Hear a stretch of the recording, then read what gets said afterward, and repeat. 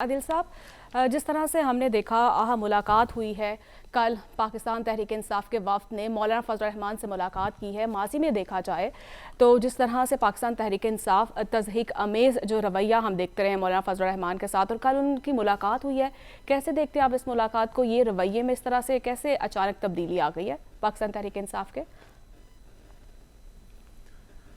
دیکھیں، اس میں بہت سی باتیں ہو رہی ہیں. یہ کہا جا رہا ہے کہ شاید یہ کوئی مقتدر حلقوں نے انہیں بٹھایا ہے. کوئی یہ بات کر رہا ہے کہ یہ جو نشست ہوئی ہے یہ کوئی نیشنل ڈائیلاگ ہونے جا رہا ہے. کوئی یہ کہہ رہا ہے کہ ملک میں ایک سیاسی مفاہمت کی جو ایک فضا ہے وہ شروع ہونے جا رہی ہے. تمام سیاستدان جو ہیں وہ بیٹھنے جا رہے ہیں.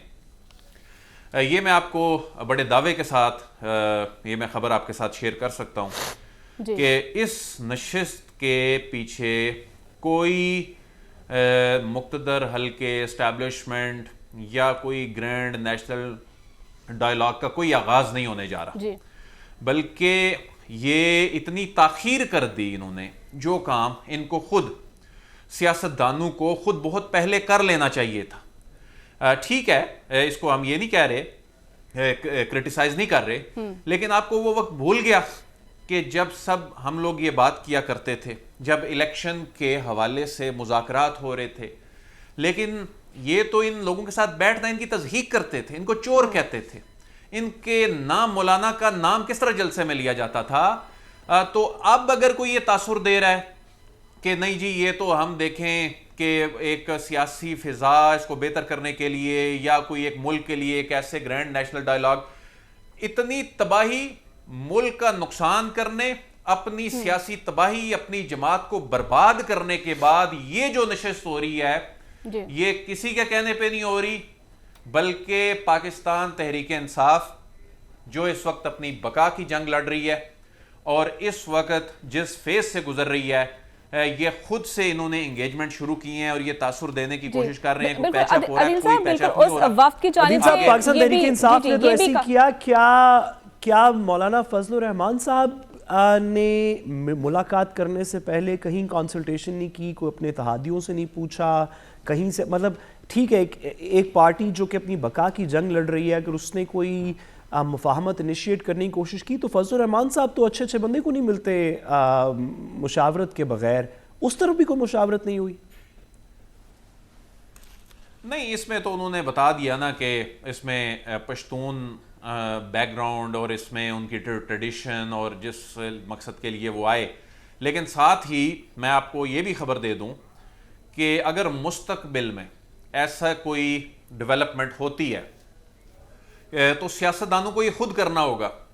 جو اسٹیبلشمنٹ ہے وہ اس طرح کے بہت سے ماضی میں ایڈونچر کرنے کے بعد جو پھر توپوں کا رخ ان کی جانب ہو جاتا ہے، یہ انہوں نے نہیں بٹھانا. یہ سیاستدانوں کو خود ریئلائز کرنا ہوگا، خود بیٹھنا ہوگا. لیکن یہ قطعاً کوئی ایسی بڑی کوئی پیش رفت نہیں ہونے جا رہی. اس پیش رفت کا تعلق خود اب پی ٹی آئی چاہتی ہے انگیجمنٹس ہوں، لیکن پانی پلوں سے نکل چکا ہے، پانی گزر چکا ہے. اس وقت وہ جس فیز سے نکلنا چاہتے ہیں اور اس انداز میں انگیجمنٹس کر کے نکلنا چاہتے ہیں وہ وقت بہت پیچھے رہ گیا ہے. تو ایسے میں اب آنے والے دنوں میں جو انہیں نظر آ رہا ہے، جو ہونے جا رہا ہے، آنے والے دنوں میں جو قانونی محاذ پہ چیزیں ہونے جا رہی ہیں، آنے والے دنوں میں جو سیاسی محاذ پہ چیزیں ہونے جا رہی ہیں، یہ بہت بڑی پریشانی ہے پی ٹی آئی کے لیے. اور اس طرح کی انگیجمنٹ سیاست یہ تو ہم ان کو سمجھاتے تھے سعد رسول صاحب، ہم تو اس وقت کہتے تھے کہ سیاست نام ہی انگیجمنٹ کا ہے، انگیجمنٹ کریں. لیکن وہ لوگ جب پارلیمنٹ میں ہونے والی نشستیں تھیں وہاں پر یہ فواد چودھری صاحب اور یہ دیگر جب اٹھ کے جاتے تھے چیئرمین پی ٹی آئی کو جا کے بتاتے تھے انتخابات ہو جائیں گے، اس میں نرمی دکھانی ہوگی، وہ سر پکڑ کے بیٹھ جاتے تھے. آگے سے جو رسپانس آتا تھا تو اس انگیجمنٹ کو تو خود خراب کیا. تو اس وقت کے اتنا گزرنے کے بعد ہم اس وقت کیا کرتے تھے؟ اسمبلیاں نہ توڑیں، مشکلات فیس کرنی پڑیں گی، کرنی پڑی. ہم کہتے تھے اس وقت کہ اس وقت جو استعفے ہیں وہ نہ دیں. اس وقت وہ کہتے تھے نہیں جی وہ آپ کو کیا پتا، وہ جو سیاسی بصیرت ہے یہ ریزائن کریں گے، دیکھیں گے سسٹم ڈی ریل ہو جائے گا، کچھ چل ہی نہیں سکے گا. سب کچھ چل رہا ہے. نئے پلیئرز آ گئے جن کے بارے میں کوئی سوچ نہیں سکتا تھا، وہ آئیں گے، وہ آ گئے.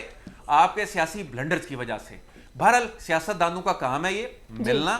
یہی پہلے بالکل عادل صاحب پاکستان تحریک انصاف کے لیے جو ہے وہ تو مشکلات ہی ہیں لیکن مسلم لیگ نون کے لیے جو ہیں وہ خوشخبری ہیں. بالکل آپ عادل صاحب ایک بات بتائیے, میں عادل صاحب سے ایک سوال پوچھ سکتا ہوں آپ کی اجازت سے؟ جی مجھے حسن کی جانب بھی بڑھنا ہے. عادل صاحب یہ بتائیے کہ آپ کے خیال میں ایک پارٹی جو پاپولیرٹی میں کہیں پہ 30-40 سے زیادہ پرسنٹیج پہ نہیں تھی, شاید اس سے بھی کم تھی, 30% سے بھی کم تھی, جب اس کو یہ مشورے دیے جا رہے تھے کہ کچھ کمپرومائز کر لیں الیکشن ہو جائے گا, اس میں سیاسی بصیرت نہیں تھی جو اسے 80% 70% تک لے آئی اپنے فیصلوں کی وجہ سے؟ یعنی آپ یہ تسلیم کر رہے ہیں کہ جس جماعت کی آپ بات کر رہے ہیں یا حمایت میں بات کرنا چاہتے ہیں, آپ تسلیم کر رہے ہیں کہ وہ اپنی گورنمنٹ کے جس پوائنٹ پہ جا کے حکومت سے اتری تھی تو وہ انتہائی غیر مقبول ہو چکی تھی, آپ یہ کہنا چاہ رہے ہیں؟ مجھے سمجھ تو یہی آئی ہے. میرا نہیں, ہم سب اس بات کو ایگری کرتے ہیں کہ اس جو ماضی کی حکومت ہے اس کی پاپولیرٹی کم تھی جب وہ حکومت میں تھی اور بڑھ گئی حکومت سے باہر نکلنے کے بعد. پھر سائفر کا کھیل کھیلا, ملک کی سلامتی پھر دو پہ لگائی, کس کی کاسٹ پہ؟ پھر نہیں, پھر مقبولیت کس کی کاسٹ پہ آپ کہنا چاہ رہے ہیں کہ کس کی کاسٹ پہ؟ عادل صاحب نہیں عادل صاحب سوال اور آج جو یہ آپ سے بات ہو رہی تھی بحرین کی, یہ جو بات کر رہے ہیں عادل صاحب آپ کا پوائنٹ آ چکا ہے, بالکل حسن صاحب کی جانب. حسن صاحب عادل صاحب نہیں طرح سے غیر معمولی ریلیف پر عادل صاحب میں اس میں لڑائی نہیں کر رہا, ایک سوال پوچھنا چاہتا ہوں. جی صاحب میں آپ کی جانب آؤں گی, مجھے حسن صاحب کی طرف بڑھنا ہے. میں صرف ایک جملہ ملک کی کاسٹ پہ, اگر ملک کی کاسٹ پہ, اگر ملک کی کاسٹ پہ, سائفر کی کاسٹ پہ, ملک کی سلامتی کی کاسٹ پہ اپنی پاپولیرٹی بڑھا لی, اداروں کو گندا کرنے کی کوشش کی, تو پھر اس پاپولیرٹی کا کیا فائدہ؟ جی عادل بات کرنے دیں. جی صاحب جی, میں عادل کی بات سے ایگری کرتا ہوں کہ لوگوں نے, تمام پولیٹیکل پارٹیز کے لیڈرز نے, کسی ایک پولیٹیکل پارٹی نے نہیں, ہمیں ماضی میں نواز شریف صاحب کے بیانات یاد ہیں ممبئی اٹیکس کے بارے میں, دیگر چیزوں کے بارے میں, تمام پولیٹیکل لیڈرشپ نے ماضی کے اندر, زرداری صاحب کے بیانات آپ یاد کر سکتے ہیں, ایسی باتیں کی جنہوں نے ملک کی سلامتی کو نقصان پہنچایا. اس کے اندر تو کوئی دو رائے نہیں. ہم ان تمام کو کرٹیسائز کرتے ہیں, ان تمام کے ان سٹیٹمنٹس کو کرٹیسائز کرتے ہیں, ان ایکشنز کو کرتے ہیں, سائفر کو بھی کرتے ہیں, اس کے اندر کوئی دو رائے نہیں.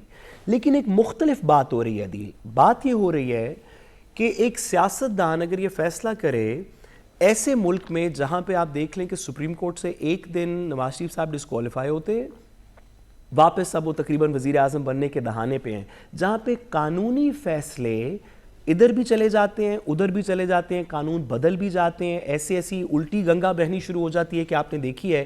ایسے سسٹم کے اندر اگر سیاستدان کوئی ایسا فیصلہ کرے جس سے اس کی مقبولیت 70-80% پہ چلی جائے, تو آپ اسے گالیاں دے سکتے ہیں کہ اس نے ملک کے ساتھ کھیلا, اس نے بڑا ظلم کیا اس لوگوں کے ساتھ. یہ نہیں کہہ سکتے کہ اس کی سیاسی بصیرت نہیں تھی, کیونکہ سیاسی بصیرت کا صرف ایک مقصد ہے کہ پاپولیرٹی اوپر جائے. ماضی میں ووٹ کو عزت دو کہ تقریروں کے درمیان میں ریاست کے اوپر اٹیک کیا گیا, لیکن سیاسی پاپولیرٹی بہتر ہو گئی. ہم نے کہا واہ واہ واہ مریم صاحبہ کی کیا سیاسی بصیرت ہے, آج وہ پاپولر ہیں, ماضی کے اندر اتنی پاپولر نہیں ہوتی تھی. تو سیاست اور قانون کو کس کی کاسٹ پہ لی, یہ بھی بتائیں نا. میں آپ سے ایگری کرتا ہوں